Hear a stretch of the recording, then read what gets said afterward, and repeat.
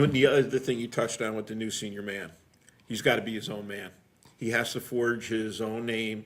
He has to forge himself in this department. Again, you can't be, well, Craig did it this way or Jerry did it that way. They have to be able to, he has to earn the trust and the respect of the people. Yeah.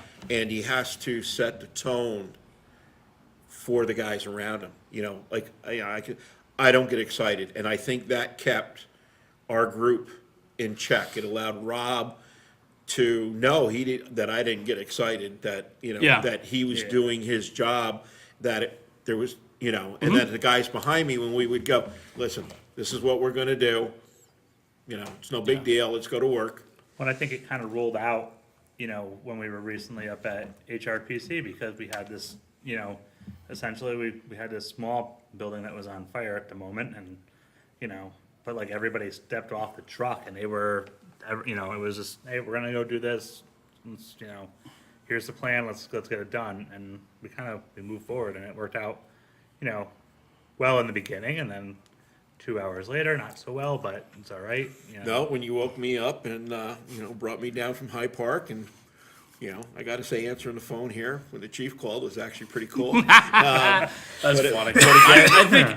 I just think it's so unique tonight to have two of you sitting here, because there's so much give and take here between you two, and the relationship that you guys have between, obviously a firefighter with Craig, and he was your senior man, to then become his a boss. first fire, I was driving.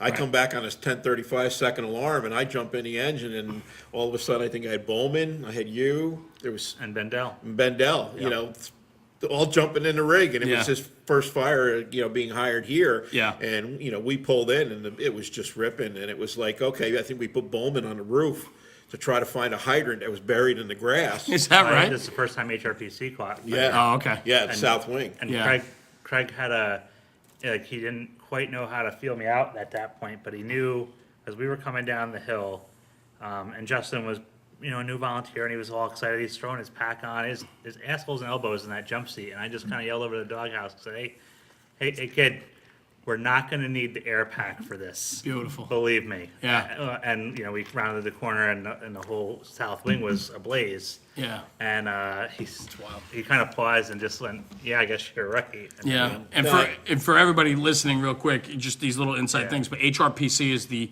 Hudson River Psychiatric Center, which in its heyday was one of the largest It psychiatric is the hospitals. longest continuous building from north to south in the state of New York at that time. Okay, so massive complex that's no longer occupied, has fallen into disrepair, and I'm sure if you follow our podcast and our Instagram, we post a lot of pictures of it, but you also saw a lot of pictures about, 3 weeks ago? Yeah, recently There was a very large fire, and they've had a few of them there now. So anyway, that's what these guys are talking about.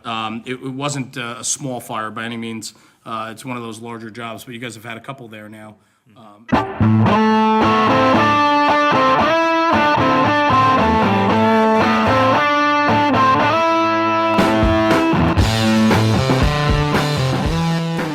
Hey everybody, it's Robert with National Fire Radio. Thanks for tuning in.